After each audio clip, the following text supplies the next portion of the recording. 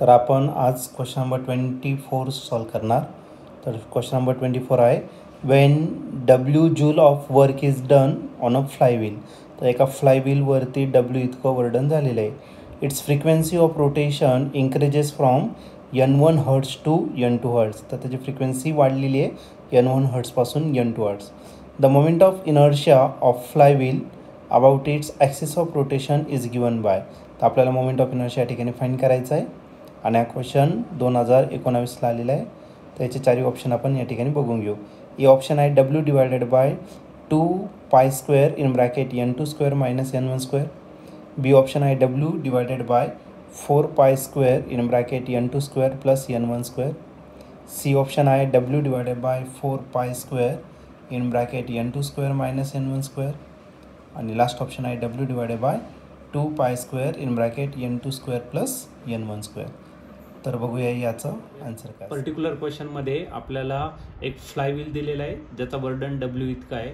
Okay, आणि तो rotate होतोय, रोटेशनल वर्डन असेल आपल्याकडे, आणि त्याची फ्रिक्वेन्सी चेंज होते N1 पासून तर N2 पर्यंत. मोमेंट ऑफ इनर्शिया आपल्याला फाइंड करायचा आहे.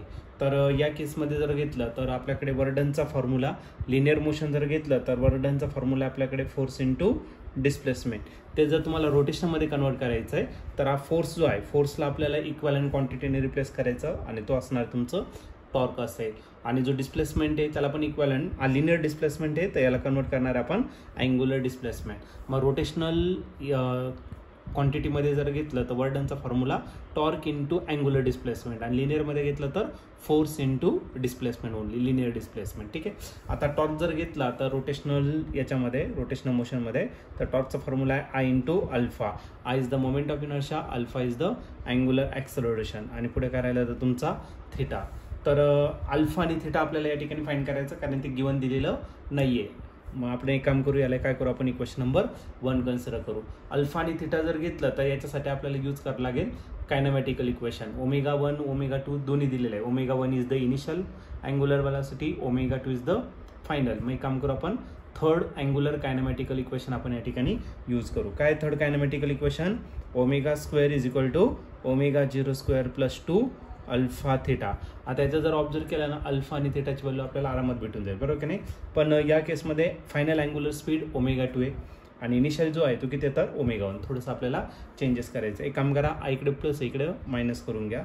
मग ω2² minus ω1² is equal to 2 alpha theta. 2 इकडं मल्टिप्लाय जो आहे तो इकडं डिवाइड करून घ्या, म्हणजे अल्फा थिटा आपल्याला भेटेल ω2² मायनस ω1² टोटल डिवाइडेड बाय 2. आता ओमेगाची व्हॅल्यू माहिती आहे तुम्हाला, ओमेगाची व्हॅल्यू काय असते 2πn.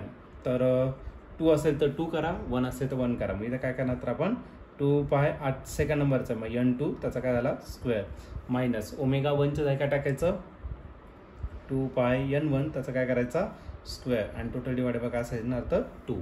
आता इच अँड एव्हरी टर्मचा आपण काय करणार आहे स्क्वेअर, म्हणजे आपल्याला पुन्हा काय भेटणार तर अल्फा थिटा भेटेल. 2चा स्क्वेअर केला तर 4π² आणि हा राहिला N2², राईट. मायनस करायचं तुम्हाला, आणि मायनस केल्यानंतर तुम्हाला तेच इक्वेशन कन्वर्ट होणार आहे 4π² N² and total divide by काय असणार तर तुमचा 2, राईट. या दोन्ही टर्ममधून कॉमन येणार 4π² आणि तर राहिला काय N2² minus N1² and total divide काय राहिला 2. आता 2च्या टेबलमध्ये 4 आहे, 2 1 1 2 2 जागे झाला 4, म्हणजे अल्फा थिटाची जी व्हॅल्यू असणार ती किती असणार तर 2π² in bracket N2² minus N1² असेल. ठीक आहे. तरी कोणाची व्हॅल्यू झाली तर तुमची अल्फाची व्हॅल्यू, अल्फा आणि थिटाची व्हॅल्यू. मग ही अल्फा आणि थिटाची व्हॅल्यू कशामध्ये पुट करणार तर इक्वेशन नंबर 1 मध्ये. देअरफॉर